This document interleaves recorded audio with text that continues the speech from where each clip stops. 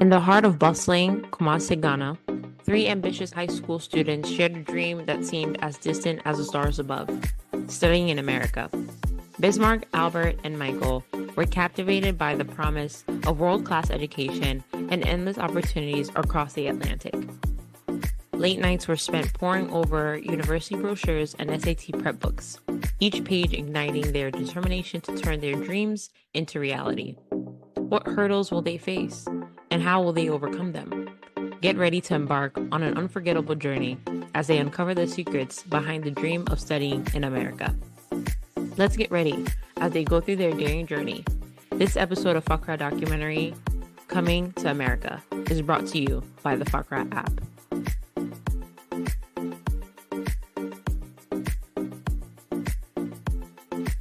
Hello, everyone. Thanks for coming back. Today is another day that we continue with our podcast. That's Fakra's documentary, Coming to America. This is the third episode, and we're excited to share with you guys what we were able to go through as our journey so far from the motherland to America, the opportunities, the hurdles, and a way that you guys will be able to learn from and be able to achieve the goals that you've set for yourselves, and also do more than most of us were able to do over here. So before we dive in, our audience would like to know you guys once again. So I know Bismarck, Albert, same people over here. If you want to say something that you were able to have as a recap from the last episode, it shouldn't be like your name, where you come from, what you think you'll be able to bring on today too. So we can start from Bismarck. I think, hi everyone, my name is Bismarck again. I think last time we were able to talk a lot about how it all began, the experience in high school, and also share how we even got to the knowledge about SAT and also getting the dream of studying in the United States of America. Today, I'm looking forward to be able to share more about how the dream came into fruition and the path to which we're able to find a way to write our examinations and come to the US. So very excited for how today goes as well. All right, our audience are also excited. Albert, do you have any 2 cents to put across before we jump into today's discussion? Oh, I don't have much to add.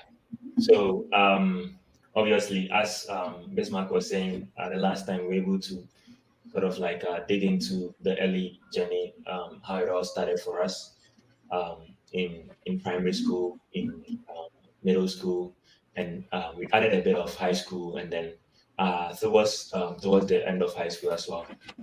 So I'm just excited about the next phase of the discussions and the journey as we went through the struggles and then the fun times as well in the preparation of the SAT. So yeah, looking forward to it. Amazing. So as the Americans would say, let's get into the meat and potatoes of today's discussion. So the first question that I would like to ask is, what makes someone be a successful SAT student? What makes you think that when you maybe look at someone, you'll be able to tell this person will be able to take the SAT or Scholastic Aptitude Test very serious, or ACT exam? Are there specific traits that you think one person has to have to be able to be a successful SAT student? Maybe Albert, you can start with that one for us. Okay, that's a great question. I see the SAT as an exam that really challenges someone's mind, right? And in order to be able to do it, you need to prepare yourself, not just as far as the knowledge is concerned itself, but it requires a particular mindset, right? And so, being a person who was born and bred in Kumasi, I didn't really use the English language as much as I would have wanted to, obviously. So during the SAT, or in my preparation for the SAT, what I noticed was that I had some struggles with the critical reading section, or the English section.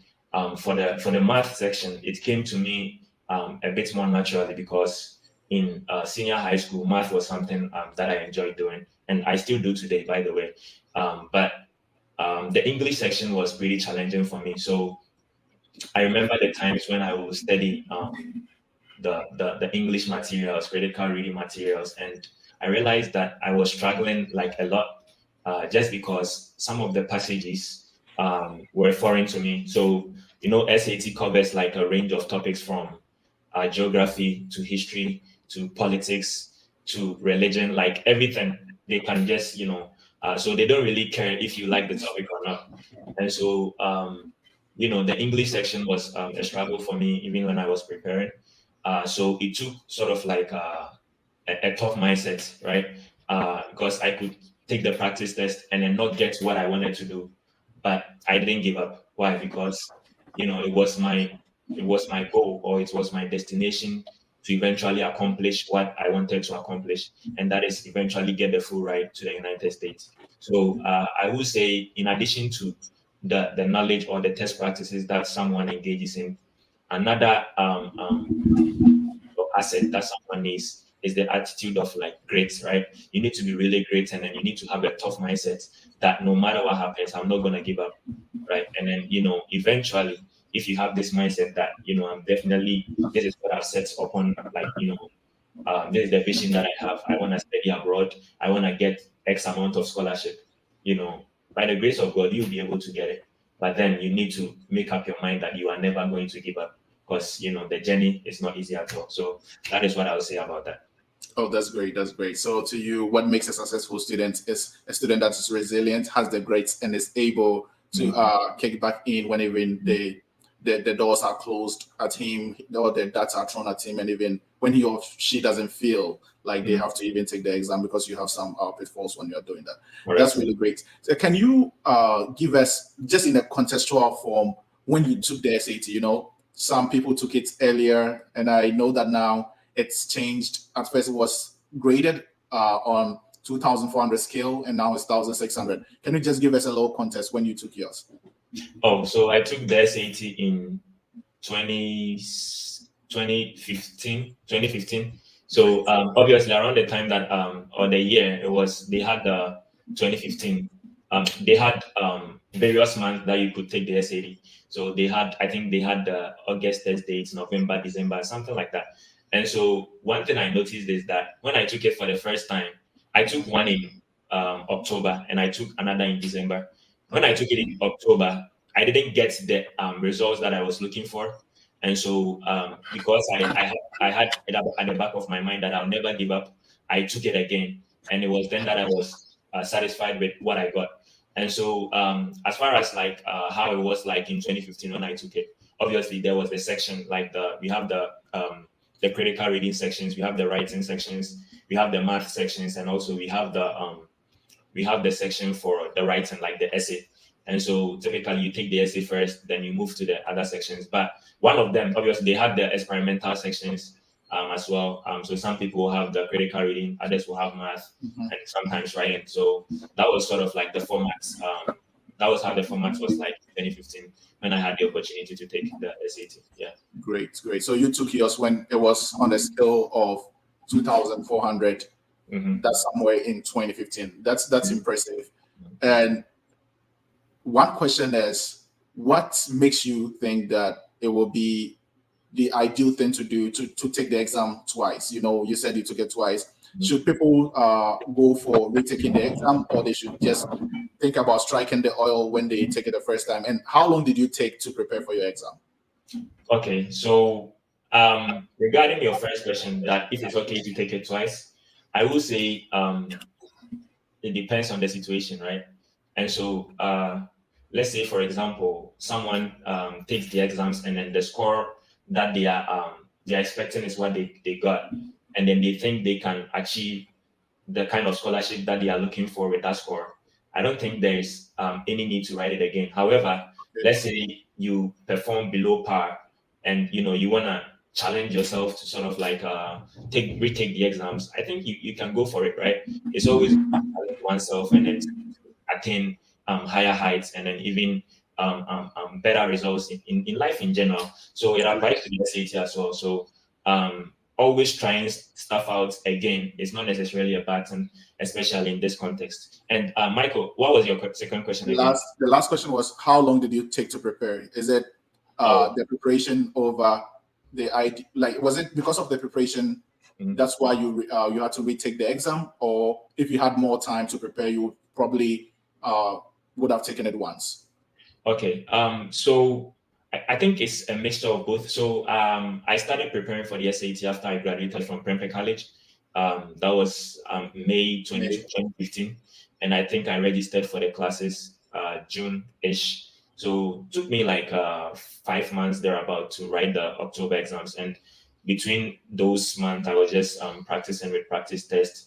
And then obviously they have the official SAT book as well. So yeah, I would say 5 months thereabout.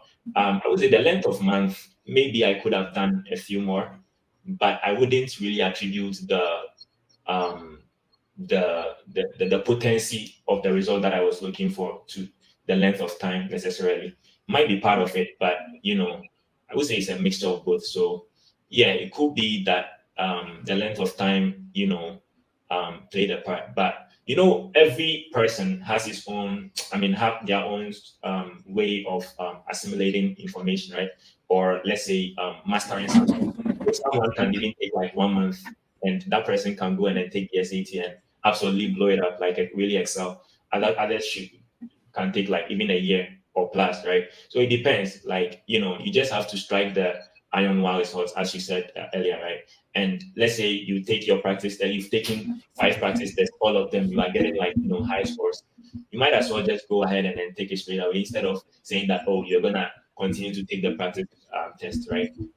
There wouldn't be much need for that. At the same time, let's say you are taking the practice test, and then let's say you realize your score is always low, then you need to take your time and build up, build up yourself, and then improve your skills basically. And then so that's what I would say. Yeah, regarding Great. That's a great answer. So, Mr. Besmark, we will come to you then. So, to you, what makes a student be a great SAT student, or what can make a student be a successful SAT student? And just the caveat over here, we are not focusing on SAT as the only channel or way to be able to come into the US if you're trying to come here. We are using that as a standardized name for the test that you have to take before you can come into the US. So it could be SAT, it could be ACT, or any other test that the school that you're applying to requires. So back to Mr. Bismarck, what makes a student a successful SAT or test taker to be able to come to the US? Well, I think, first of all, I think that WASI, or their performance in high school, is one of the first predictors of whether a student becomes very good at SAT as well. So if your student was very good in high school, especially if they're very good in math in high school, they're very good at various quantitative classes in high school, there's a high probability that they're going to do well on the SAT or the ACT examinations. If they're very good in English, there's a high probability that they're going to do well in the English as well. So that's a foundational strength that a student may have, serves as an advantage for them whenever they sit down to write the SAT, or even even as an extension, any examination. Now, as Albert said, I think another thing that beyond that, another thing that I would say would make a student very good at SAT is looking at a student who has a lot of patience and a lot of, as Albert said, great determination that they want to be able to travel abroad, right? So when you're not, let's say in a scenario whereby you are not that good to start off with, what is your level of patience that you're not going to try and find a fast road? You are committed to the plan to study in the United States of America or wherever you want to go to. But let's say in this scenario, the United States, how much time are you willing to put in? Not getting frustrated with the multiple times you try to write the examination, the multiple times you try to write the practice test, but having that level of patience and trust in the process that bit by bit, throughout the weeks, throughout the hours, the days, the weeks, the months, you are making improvements every single day. And I think another thing that would make somebody successful SAT or ACT writer is somebody who is a good planner. So they plan the entire week out, they write down the hours they're going to write the examinations, their test, their various practice tests. They have time set up for writing the test thoroughly, going through the full test, writing it thoroughly to make sure that they are getting acclimatized to the whole process of writing the SAT. Because writing SAT also takes some level of perseverance even during the test day, because during the test day it's a long examinations, it's a long examination. So sometimes you can write the first 30 minutes, the first hour, you start getting tired, or you start getting stressed out. How are you able to hold it and be able to continue to produce at the highest level throughout the time of the examination? So that's something that you have to be able to get to whilst you are doing your practice test. So somebody who is very patient, who has a lot of determination, who is a good planner, and also, of course, the foundational strength that the person's already coming into the SAT with, in terms of how were they were able to perform back in high school, how were they able to perform on the WASI or wherever test that they have taken in the past, all accounts for how well as students perform on the SAT examination. Great, great, great. So there is this notion that people or test takers have when we were taking the test in Ghana, that they will always say that, hey, you can be a bad student in WASI, but you can be a really good student when you take the SAT, because the SAT kind of favors the one that has grades. Do you think that in such a narration, right, that thing can hold? Like Albert said, he wasn't really good in English, but maybe someone is really good in the critical reading sense, but it's not really good in like how we answer comprehension questions or something in Ghana, but has been able to study the SAT. Because we saw people have like 800 scores, that's perfect score in the critical reading session of the SAT, but had B2 in WASI. So what's using that juxtaposition, what will make a student like that feel confident and say that, hey, I'm not really good at WASI, but based on the narration that we have right now, if you're not good at WASI, you cannot really be a good student in SAT. So is there any caveat that you would want to maybe throw a curveball at with some of the things you also heard when you were preparing for the exam?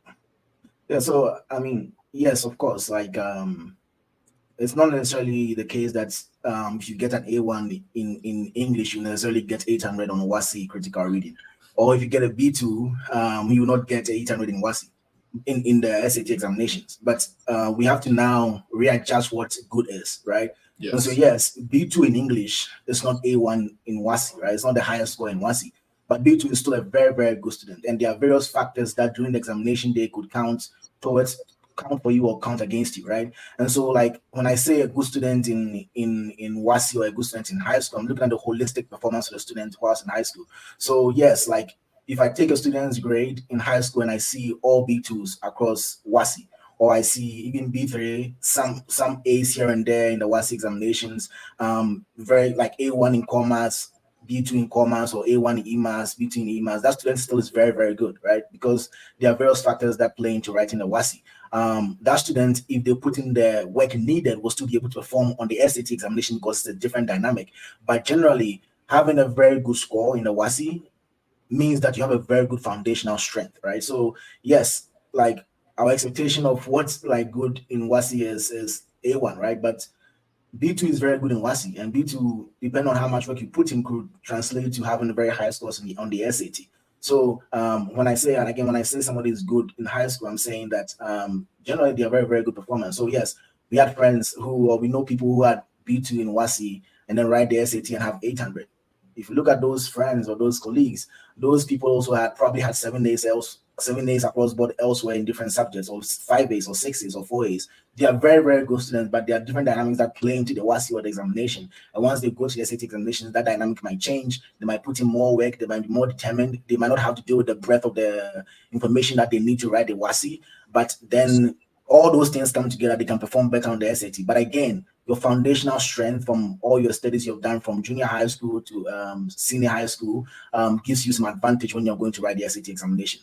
Amazing, amazing. So what Mr. Besmark is saying, which we all agree with, is you don't have to be a lazy student. If you want to take the SAT, the foundational courses that you are studying in Ghana are also like bases that will really help you when you take the exam. So don't ever think that I'm a Ghanaian and whatever I'm studying doesn't really matter over here. It does, especially the mathematics, especially some of the English that you study, aside the vocabularies that you will use. So be a good student. And so far as you know that you're putting in a lot of work in school, you should know that when you put that same energy toward the SAT, you will be able to do it and do it well. So, Mr. Bismarck, another question as I asked Albert also, I presume that you took the exam before us since you were our senior in high school, and also maybe took it on the 2,400 scale, right? So this question is going to be a little bit of a variant. what makes you think that taking the exam at that time over 2,400, if you had the chance to take it now, where we have some sections that are taken away, do you think that you would have been able to like put in be a good student and have a higher score if you compare those two time frames that we have, 2,400, 1,600, where we have some of the exams taken down? Well, I think of course it's a different era. I think generally, I've been looking at the statistics to see how performance of students have trended across the times that I wrote it and now, in terms of how students' performance gotten higher. But just looking at the metrics, now it is not over 2,400, it is now over 1,600 or 1,600.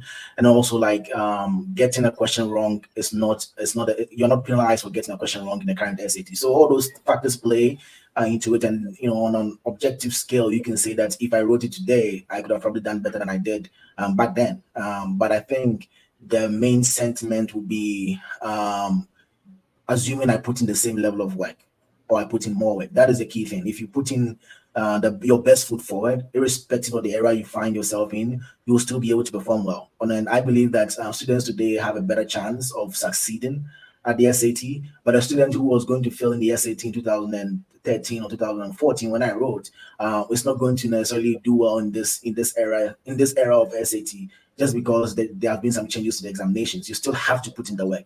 If you're not putting in the work, it's not going to be different for you. So that's how I think about it. Great. So you really answered it in a way that I wanted it to be. I said they have advantage, a lot of resources. If they put in much work, they will be able to perform way better than some of us we did when we took it. Last question is, time determines success. What is your take? More time, you have higher leverage, so you can be successful at the exam, or hard work, short time, good results, or maybe in between? What do you think? I think the best combination is hard work and time. If you have those two combinations, you're good. And so I mean, having the luxury of having both, but as the economists will say, there's an opportunity cost. You might not necessarily have the time, so you might have to put in more work, and you might have a lot of time, and you might likely not put in the level of work that is needed. But my advice would be, if you have time, still put in the work. If you don't have time, put in even more work. There's no ifs and buts about it. If you want to be able to succeed at writing your SAT, because that is something, just an examination that you have not been prepped for in high school. And so once you're getting into it, also like just taking a step back and having your plan out, right? So be realistic with yourself. One of the things I say is, when you're going to write the SAT, write a test before you study anything. Just write a practical test, a full practical test. What is your score after you write the full practical test? If you come out in your score the first time writing, the score is 1,300, that means that you have a very, very solid foundation, and that can determine how much time you need to be able to get to the level of the score that you want to get to. If you write it for the first time and your score is 800 over 1,600, that means that you have a lot of work to do, and so that is going to need much more time. That is going to need much more effort. And so writing that practical test and being sincere with yourself, being honest with yourself, and then setting out a timeline for yourself and putting in the work to make sure you're fulfilling that timeline, and you're putting in the effort needed to succeed is very, very essential. And so, I mean, time, hard work, all of them play into it. But the best combination with somebody who understands themselves, is honest about their abilities, and then is able to put in the work and effort in a reasonable time to make sure they get to the level that they want to get to. Yeah, amazing. Really like that answer, because people will have time and still play with it. Get into the last day of the exam, that's when they try to scramble around and find a solution to their inefficiency, which also some people will have less time and use the dopamine rush to just study all night and get a higher score. So just for me, I think what makes a successful SAT student is what you just said: great resilience, never giving up, being hard work, and chasing any opportunity if you have the chance. And even if you don't have them, create the doors and start knocking on your own doors and be able to like get them open for you, so that you'll be able to achieve the goal that you want to. The other thing that I'm really excited that you brought up was like being a good student in school and not thinking that I will not really put in my best in school, and maybe the SAT will be an escape way for me to come to America. You will come to the college, and it's going to be a different ball game for you. So when I wanted to take the SAT, just a short story, I told my dad about that, but he was like, this whole thing is a scam.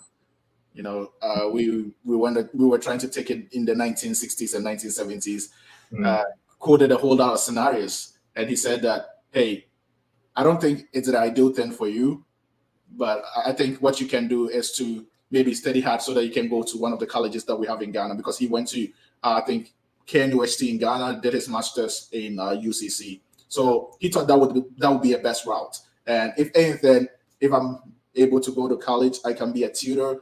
And being a tutor in Ghana, teacher trainee, it has all these allowances. And being a graduate student teaching, you have the chance of making more money. So that was his narrative, But one thing that I kept doing was I always continuously asked, showed him proof of people that have done it.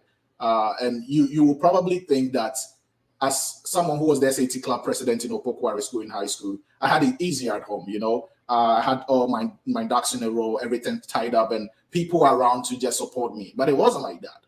I had to be resilient, like Albert said, constantly ask my dad. Although I know that probably I won't be able to take the exam or given the chance to take the exam, but I was still studying the material, So sometimes family will play like roles in this whole decision, will tell you that we don't have the money, and will you just stop? In my case, you don't give up. Pray, continuously pray. Once you pray, God will open a door for you, and just don't give up, because sometimes giving up will be the whole thing that will bring the whole vision down, So never give up, continuously believe in that mantra. Kokwari School, we used to call believe and achieve, SAT. Once you believe in it, you'll be able to achieve it. So we are going to kick on to the next question that we had.